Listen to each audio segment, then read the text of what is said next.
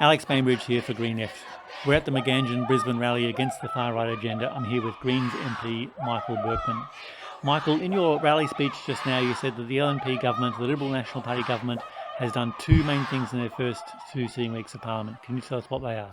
Yeah, effectively, all we've seen them do so far is, the first act that they put through did a few things, but the biggest thing in my mind was that it repealed the Path to Treaty Act, which meant the disbanding of the First Nations Treaty Institute and the Truth-Telling and Healing Inquiry that was already on foot, was already doing hearings.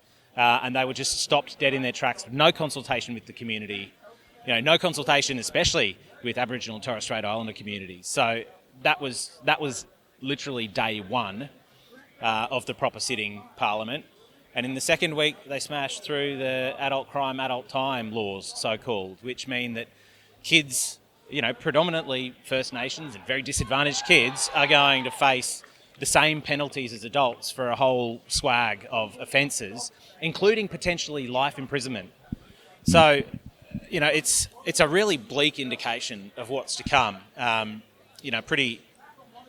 I think I said before, and I really feel it's the beginning of a pretty dark chapter in Queensland's political history. And what has the LNP government done on workers' rights and the public sector, and what can we expect? Yeah, look, that was actually one of the other changes that they included in that bill on the very first sitting day. Were some changes to just basic union busting stuff, where they the specific change was to introduce notice periods for site visits for unions. So there's nothing that's going to achieve other than make workplaces less safe. It means that there's time for dodgy bosses to paper over the cracks before they have a visit and inspection. So we've absolutely got a lot to be concerned about in terms of workers' rights and safety. They don't even need to legislate to screw over the public service, right? The way that they've, with the ban on gender affirming therapies through the Queensland Children's Gender Clinic, that's just disempowering healthcare workers who would otherwise be providing really important healthcare. It's proven to be safe. There was a review last year that showed this is safe, important, life-affirming healthcare for kids, and in fact they suggested a doubling in resources, not a cut to these services, which is exactly what's happening. So, yeah, it's crystal ball gazing what exactly they'll do, but yeah, I'm afraid of what we might see the LNP doing. Yes, the next question I was going to ask was about the decision this week by the LNP to ban puberty blockers and other hormone treatments for trans youth in state-run clinics. Is there anything else you want to say about that? It's pure dog whistling. It's kind of the far right politics at its worst.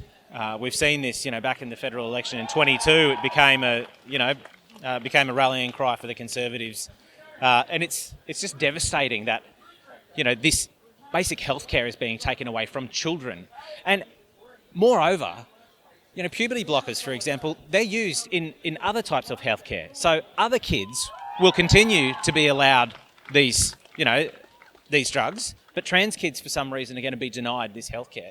There are currently 490 odd families who are waiting for healthcare through the Queensland Children's Gender Clinic. They are just going to be left waiting. We heard from a family this week whose child was one appointment away from getting their hormone therapy underway, and now they're just going to be denied that therapy for at least a year, potentially forever, if the LNP decides that they're not going to allow it to happen, if they fall in line with the anti-science bullshit that we're seeing floating around the globe at the moment. And finally, can you talk about the link between building a progressive left-wing alternative and fighting the far-right agenda? Look, I think one of the things that's been so clear to me in my time in Parliament, it's only 2 terms so far, but we can't hope to achieve anything through these institutions without having, really concrete support and mobilisation in the community. It's not, especially in the Queensland Parliament, it's an especially busted case where it's a winner-takes-all system. We need a powerful, an active, a motivated, a coordinated left if we're going to push back against the far right, and particularly the Trumpism that's just bleeding into our politics in Australia consistently. This federal election that's coming up, all I can say is we've got to send the strongest possible message to the LNP that we're not interested in Dutton and his division. We've got, for the Greens, particularly here in Brisbane, we've got especially 2 seats in Brisbane and in Ryan that we know the LNP is going to fight tooth and nail to get back. It's a battle between the Greens and Dutton, so we need support behind us, but we need a really concrete, coordinated, consolidated support base, because we're up against some big powers. The billionaires of the world are literally united against us to fight for the forces of evil, for want of a better expression. Corporate interests and capital aren't going to slow down their fight anytime soon, so we need to make sure that we keep ramping ours up.